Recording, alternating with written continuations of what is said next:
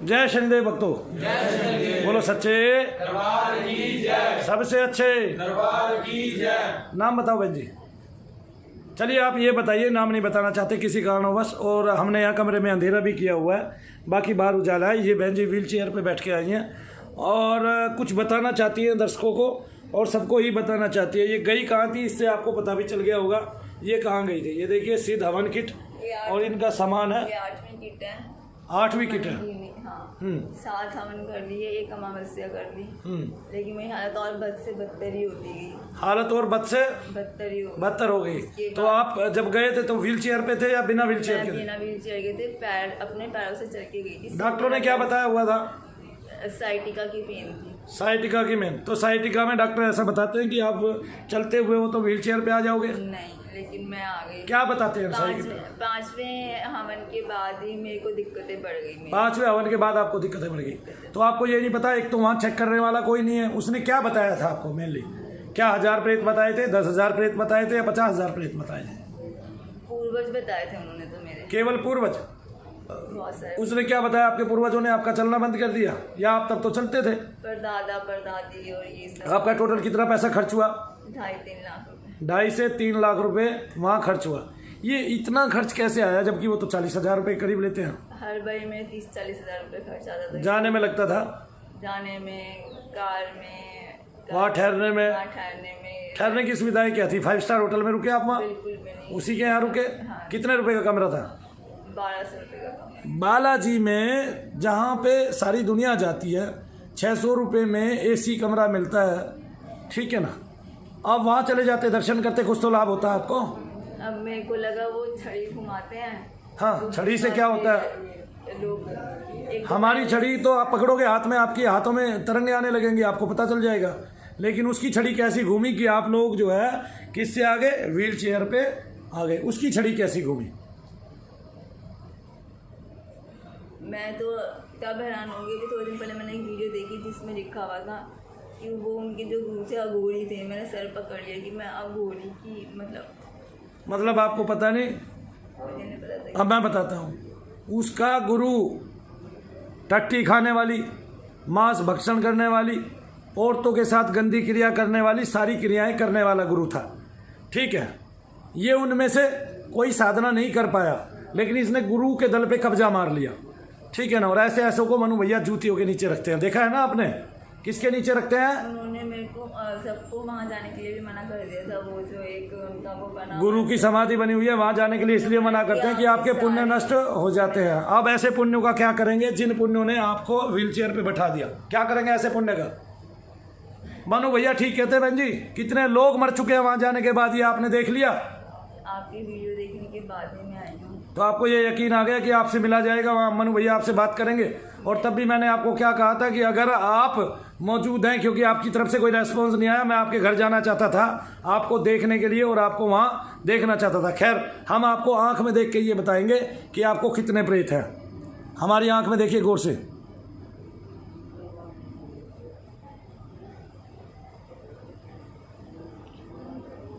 ये सारी दुनिया देख लो, बहन जी की हाजिरी चालू हो गई। क्या बताया जाए इनको? ये इनको 2 प्रेत है, एक मुस्लिम है, एक औरत है, महिला है। वो शरीर के बीच में सारे दबाव डाल के रखती है, पैरों को रुकावट रखती है। जो मुस्लिम प्रेत है छाती पे बैठा हुआ, तो ऐसी जलन होती है, सारे हाथ इनके टेढ़े हो जाते हैं। ऐसी जलन होती है, सारे हाथ टेढ़े होते हैं। जो बताया है वही है, लोअर एब्डोमेन से। ये नहीं छोड़ा। जो वो बता रहे मुंह से वो होता है। क्या बात है? अब इसी को सच्चा दरबार बोलते हैं बहन जी। पहले आपको बताया जाता है, उसके बाद इलाज किया जाता है और फिर वो प्रेत बाधा ठीक की जाती है। जिसकी जिस समय की होती है, जितने समय की होती है, उसी के हिसाब से निकलती है। आपकी जल्दी से कभी भी बेर नहीं पकते। ये हिंदुस्तान बहुत जल्दी कर रहा है अपने पूर्वजों की मुक्ति कराने में। पूर्वजों की मुक्ति का द्वार कैसे खोलता है? 2 हाथ खड़े करके, जैसे भगवान शंकर ही खोल रहे हो, है ना? और भगवान शंकर काला सांड तो हुआ नहीं करते। बाद में फर्क नहीं पड़ा, फिर असर का संकल्प कराना स्टार्ट कर दिया। असर के संकल्प में भी आपने शायद सारे संकल्प अपने आप ठीक से नहीं किए। उसके बाद 2121 रुपए की पर्ची। बहन जी, आज आप मनु भैया के यहाँ गई, आपके पुण्य नष्ट हो गए, इसके लिए आप तैयार हैं? मरता क्या ना करता है आपके साथ, तो ये वाली बात है। आप गए खड़े होके थे और लौट के आए बिना पैरों के।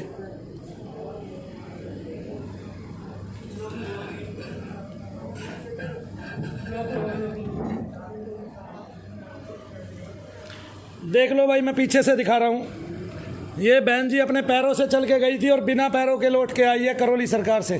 क्या कहेंगे, क्या कहेंगे उस बदमाश को जो हंसी का पात्र तो है ही है, साथ में धूर्तता का सबसे बड़ा इनाम है भारत के लिए। वो जो हिंदू राष्ट्र की छाती पे एक घाव के समान, तीर के समान चुभ रहा है, वो जो हिंदुओं को पूर्वजों के नाम पे 50-50 हज़ार लाख रुपए लेके खा रहा है, उसके लिए क्या कहेंगे, क्या कहेंगे उसके लिए, ऐसे धूर्त प्राणी के लिए जिसकी जात जमात और जाति तक का जो है भरोसा नहीं है, जो केवल हरामजादा है, जिसको बोलते हैं हरामजादा, इसकी दादी मुल्लाओं के साथ भाग गई थी। ये बताइए क्या कहेंगे उसके लिए। और वो इतना गरीब था, धूर्त कहीं का, कि उसकी माँ को गुड़ की पात तक नहीं मिलती थी। इतना कंजर घराने में पैदा हुआ, जिसपे 3 बार राष्ट्रद्रोह की धारा लगी, NSA जिसको बोलते हैं। क्या कहोगे उसके लिए, जो हिंदू दरबार के नाम पर, और सबको पता है कि मनु भैया जी के साथ वो क्या क्या करता है, सबको पता है। उस गंदे आदमी ने, उस धूर्त आदमी ने मनु भैया जी के खिलाफ कितने इल्जाम लगाए और एक को भी सिद्ध नहीं कर पाया। और हमने जो बोला वो ऐसा डंके की चोट पे बोला कि एक भी उसके पास सबूत नहीं है। बोले कि उस पर 3 बार NSA क्यों लगी।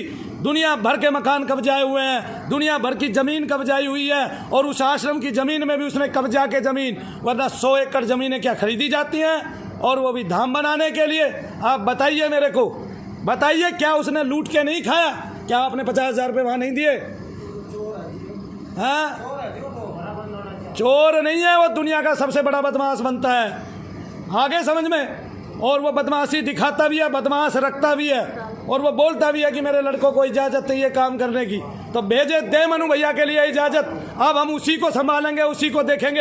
ऐसे सांप को हम घर से निकाल के उसका फन कुचलेंगे कि नहीं। आज तक इतने आदमी आए, उनमें बहुत सारे लोग मर चुके हैं। आगे समझ में। इसके यहाँ जाने से ही मानव हानि होने लगती है, क्योंकि वहाँ पूर्वजों का कोई धाम नहीं है। खड़े होके ऐसा काला सांड जब द्वार खोलता है कि मोक्ष का द्वार खुल गया, देखो अपने पितरों को जाते हुए, क्या कहोगे उस धूर्तता के लिए, उस नंगे नाच के लिए। और क्या भारत की जनता ऐसे ही लुटती रहेगी? क्या ये हिंदू राष्ट्र है? क्या ये हिंदू राष्ट्र है जहाँ पर सब धर्मों का समान स्वागत किया जाता है, और जो करेगा अति वो खाएगा क्षति। उसने अति किया है तो क्षति खाएगा ही खाएगा। भगवान की तरफ से न्याय होगा, और बहुत जल्द न्याय होगा। आगे इस बहन को 2 प्रेत है, एक महिला प्रेत, एक आदमी प्रेत। क्या आपको ऐसा बताया गया एक महिला प्रेत है, एक आदमी प्रेत? नहीं बताया गया, क्योंकि बताने वाला भी कोई नहीं है। मुझे समझ में नहीं आया आदमी कैसे जाके 50,000 रुपये दे आता है, किस नाम के दे आता है कि तुम्हारे पूर्वजों की क्या वहाँ मुक्ति होगी। समझ में ही नहीं आ रहा। चलिए दे के आइए, पहले सारे दे के आइए, फिर मनु भैया से बात कीजिए। मनु भैया देखेंगे फिर। वो देखिए वो नेपाली उधर आ रहा है सामने गेट पे, वो वहाँ ठग के आया। और ठीक कहाँ हुआ? मनु भैया जी के यहाँ। कहाँ हुआ? शनि धाम में ठीक हुआ, और नजफगढ़ के और दीनपुर गांव के और श्याम विहार के शनि धाम में ठीक हुआ। और जो श्याम विहार हो सकता है वहीं शनिदेव महाराज करुणा करते हैं। जो भगवान कृष्ण की नगरी है, जो बांके बिहारी की नगरी है, जो नंदगांव है, वहाँ पे श्याम भगवान विहार किया करते थे, भगवान कृष्ण विहार किया करते थे, इसलिए वहाँ पे शनिदेव बसे। और यहाँ पे भी श्याम विहार में शनिदेव आके शनि धाम बनाया है, वरना तो हम छावला गांव में थे, वहाँ ठहरने नहीं दिया। आगे ना समझ में कि कीकरों की जगह में नहीं ठहरने दिया जाएगा। श्याम भगवान शनिदेव महाराज तो श्याम विहार में ही रहेंगे, जहाँ भगवान श्याम विहार किया करते थे। और कोई ना कोई खासियत इस नगरी की भी पाएगी, तभी यहाँ पर आए हैं, और ऐसे ऐसे दुष्टों का संहार करके हटेंगे। बताइए इसको क्या करेंगे? उद्दंडता, भ्रष्टता का सबसे बड़ा एक ही नाम है, ये करौली कानपुर वाला काला सांड, काला गैंडा। आपकी आत्माएं क्या उसको दुआएं दे रही है? क्या कहोगे आप? कर्ज कर रही हैं, बददुआएं दे रही हैं। बददुआएं दे रही हैं। ऐसी बददुआएं उसको लगी हैं, ऐसे तीर उसको लगेंगे कि वो घायल अवस्था में पड़ा कराएगा। उसकी संतानें क्षय होती चली जाएंगी, और उसका वंश कभी गति पाएगा ही नहीं। जो शरीफों पे गंदे गंदे इल्जाम लगा सकता है वो क्या नहीं कर सकता? जो माताओं बहनों के खिलाफ बोल सकता है वो क्या नहीं कर सकता? उस धूर्त के लिए माताओं बहनों की जो बद्दुआएं हैं वो उसको ले बैठेंगी। उस धूर्त को पता ही नहीं है कि तेरे जैसे कितने आतताई यहाँ पैदा होके इस पृथ्वी से चले गए हैं। इतने तीर मार दिए जाएंगे कि तेरे पूर्वज तेरे वंशज तक उन तीरों को नहीं निकाल पाएंगे। इसका गुरु भी गंदा था और ये भी गंदा है। ये इसका गुरु जिस उसमें था उसकी आरती सुन लेना आप, आरती में इतनी गंदी लाइन आ जाएगी कि माताएं बहनें सुन नहीं पाएंगे। ऐसे ही कितने लोगों को आप वहाँ ठीक होते हुए देखा? वो सिर्फ कुछ टाइम के लिए हो जाते, कुछ सेकंड के लिए, उसके बाद वापस वैसे ही हो जाते। कुछ सेकंड के लिए। हमारे पास एक छड़ी है, मैं अभी घुमाता हूँ, दुनिया आधी ठीक हो जाएगी उस छड़ी से, लेकिन बाहर जाके वापस वैसे ही दिखाई देगा। लेकिन मैंने उसका लाभ नहीं उठाना। मैंने लोगों को झूठ नहीं बोलना, मैंने लोगों को सच बता देना है कि ये ऐसा क्यों हुआ, और फिर बाद में जब उसको पकड़ेंगे तो उसकी चीज़ें खिंच जाएंगी, लेकिन दर्द 1 सेकंड में गायब हो जाएगा।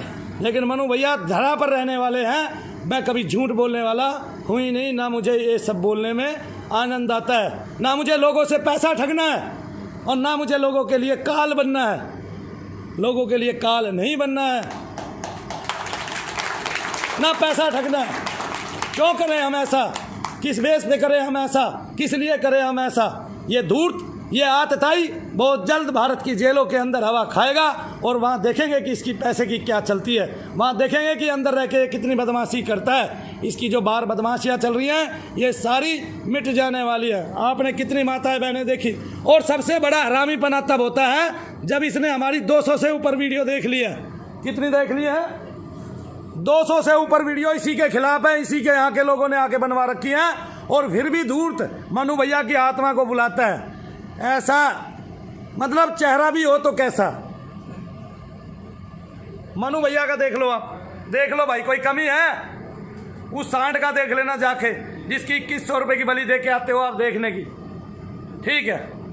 और उसको ये नहीं पता कि जब काल आया करता है तो तेरे जैसे भैंसे की गर्दन 1 सेकंड में उड़ जाया करती है, तेरे जैसों की बलियां चली जाती हैं भगवान के नाम पे, और फिर काम खत्म हो जाया करता है। तो ऐसा सांड भी खड़ा होके दरवाजे खोलता है मोक्ष धाम के, जिसने कभी साधना नहीं की। कितनी बड़ी विडंबना है भारत की, और हम लोग यकीन कर लेते हैं ये देख के कि उसके पास बड़ा भवन है, ये देख के कि वो ज़्यादा पैसे वाला है, ये देख के कि उसने ज़्यादा मंदिर बनाए हुए हैं। ये वो वाली बात है कि एक जाट भाई ने शनिदेव का मंदिर बना लिया, और मेरे को कहता है कि तूने क्या कमाया? मैंने मंदिर बना के 500 करोड़ रुपए कमाए। और मैंने कहा कि मैंने तो केवल शनिदेव को कमाया, तू 500 करोड़ में खुश रह, मैं अपने दाता के लिए, अपने इष्ट के लिए खुश हूँ, और अपने काले के लिए खुश हूँ। और फिर एक छंद लिखा कि मेरे काला मन भायारी, छाया नंदन दुष्ट निकंदन, भक्तों का सरमायारी, मेरे काला मेरे काला मेरे काला मन भायारी। क्या करूँ, क्या इस बहन को आपके लिए बस एक बात कह देना चाहता हूं कि हम वहां से आने वालों के केवल 300 रुपये लगाते हैं, और इसमें बहन से भी कहना चाहता हूं कि अगर आपके पास 300 रुपये हैं तो उसकी बलि दें, अगर नहीं है तो वो भी स्वीकार है, तो 0 बैलेंस में इनका काम किया जाएगा। बोलो सच्चे, सबसे अच्छे शनिदेव। और वो वीडियो बनाए तो तब बनाए कभी ना जब लोग ठीक हो जाए। तो बता दूंगा एक की भी वीडियो बनाई है, क्योंकि जिनकी वीडियो बनाई है वे करा रहे हैं। एक मनोज गुप्ता की पत्नी पे, जिस पे मनु भैया को बुलाया गया, मनु भैया का नाम मनोज त्यागी है, बता दूं तेरे को सांड, सुन ले, जिस पे बुलाया गया मनोज गुप्ता की पत्नी पे मनु भैया को बुलाया गया, वो 1 साल बाद भी ये कह रही है मेरे सिर में दर्द रहता है, मेरी गर्दन दुखती है, मेरे पेट में जलन होती है, और मेरी नाभि के नीचे दर्द होता है। मेरा तो वो पितृ यूं का यूं ही है। अरे ना पितृ निकले, ना पूर्वज निकले, ना कोई प्रेत निकला, तो साले फिर बैठ के 50-50 हज़ार रुपये किस नाम के खा रहा है ये तो बता दे। और लोग मूर्ख पे मूर्ख हुए जा रहे हैं। लेकिन ये अभी 8वें और 7वें हवन के लोग हैं। अभी कुछ दिन बाद पता चलेगा, जब आदमी आना दिखना बंद हो जाएगा, और कौवे जरूर बोलेंगे, 1,00,000% लिख के दे देता हूँ, मनु भैया की जुबान है।